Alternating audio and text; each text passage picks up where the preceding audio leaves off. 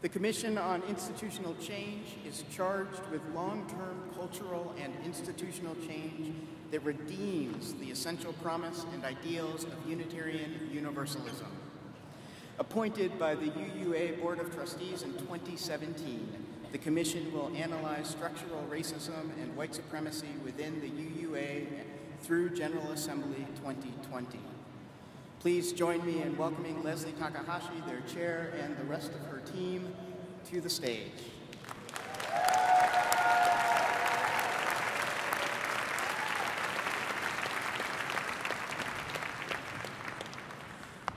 Good morning.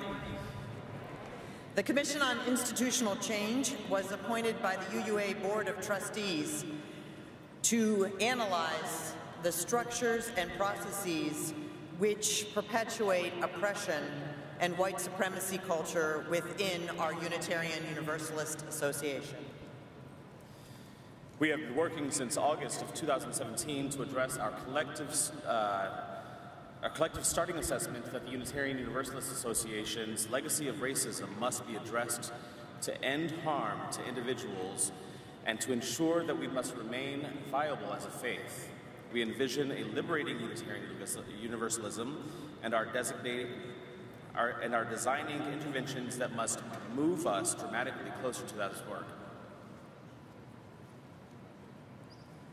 We begin with the premise in all our work that the values of Unitarian Universalism cannot be realized in a system which is centered around one cultural expression.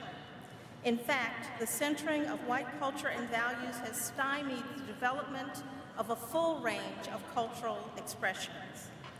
In the Unitarian Universalist tradition, two pillar principles invite us to covenant to affirm and promote the inherent worth and dignity of all people and to acknowledge the interdependent web of existence of which we are all a part. Systems, policies, and practices and expressions of Unitarian Universalism which bias one racial or cultural group above others make a mockery of these two core values. And so we are called into efforts to name and change them as acts of witness to a fuller and more authentic expression of this, our faith. In our first year of work, which will continue through General Assembly 2020, we examined the events surrounding the Southern Regional Lead hiring decision in spring of 2017. We found this to be but one eruption of the seismic tensions around race, which illustrate the depth of the disillusionment and tension faced by religious professionals of color in our faith. A few highlights of that report, which is available through our website.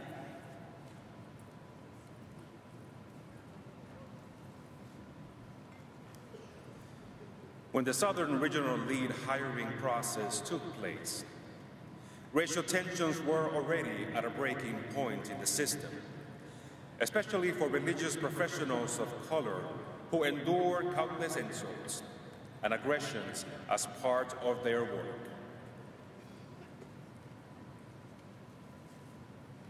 Our governance structures are outdated and designed for a system which centers white culture and is bifurcated in ways that do not allow for good governance.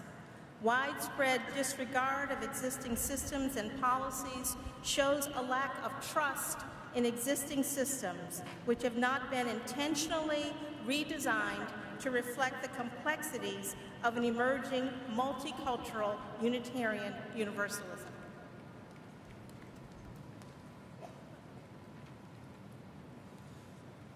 Assumptions growing out of ignorance of racial bias and a white supremacy culture led to conclusions that harmed people of color, those who work every day within it, and those who attempt to find a spiritual home within Unitarian Universalism. The skills and perspectives of religious professionals of color are not valued within the culture of our institutions, especially our congregations. A fear of open conflict and the assumption of good intentions increase the damage done by institutional racism and other forms of oppression within our association.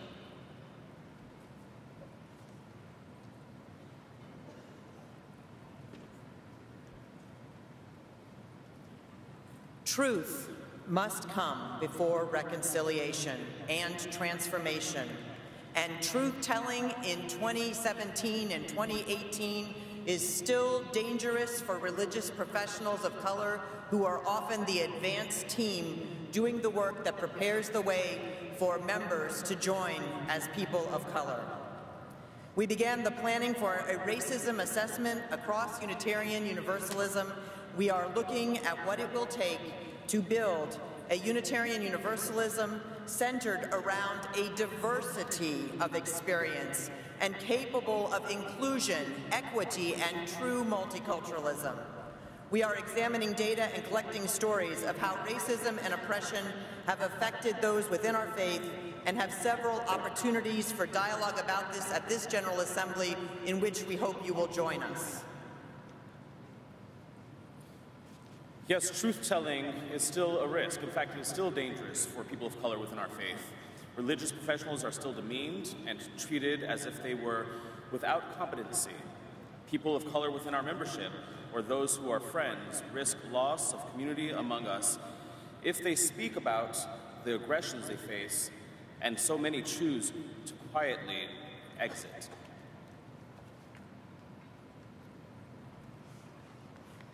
The board charged the Commission with examining the relevance of truth and reconciliation processes to the key events in the Association's recent past.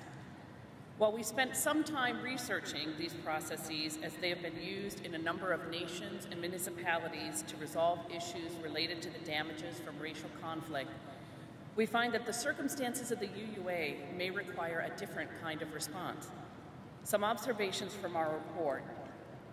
One, while the Commission was charged included establish a truth and reconciliation process to create a climate of honesty, accountability, and disclosure essential to our learning and multicultural growth as an institution, most religious professionals of color do not feel safe to tell their truth because of what they have experienced from congregational leaders, colleagues, and many of the systems set up to support them.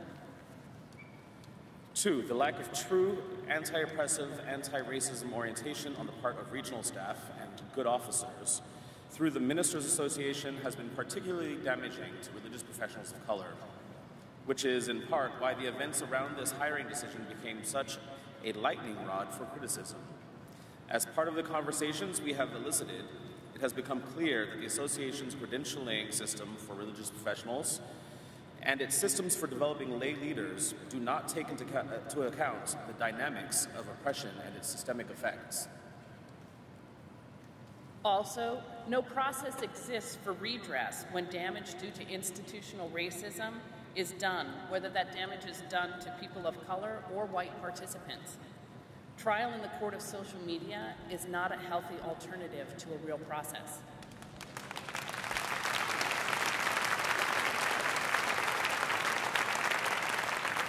And no consistent resources are available for religious professionals of color or others who experience traumatic stress as a result of the lack of clarity of mission around racial inclusion and the gap between our aspirations and our actuality.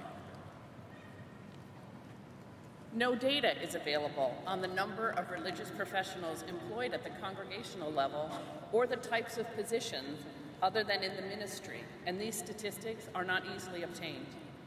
That an association which claims to wish to be more diverse does not track data, which most corporations now track, is puzzling. And since we began our work, more religious professionals have lost their positions or are in conflict with congregations, and the existing systems remain inept and inadequate at offering help. The loss of any religious professionals of color among us is costly. The time for reconciliation may be past. What may be needed is what author Melvin Bray calls a truth and transformation process, which looks at not reconciling us to an equity under an outmoded system, but reimagining a new system of equity, inclusion, and innovation.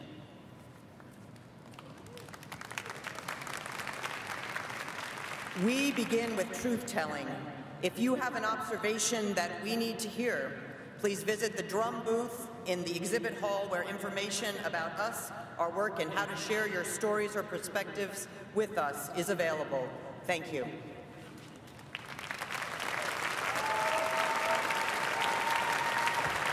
Thank you to the Commission.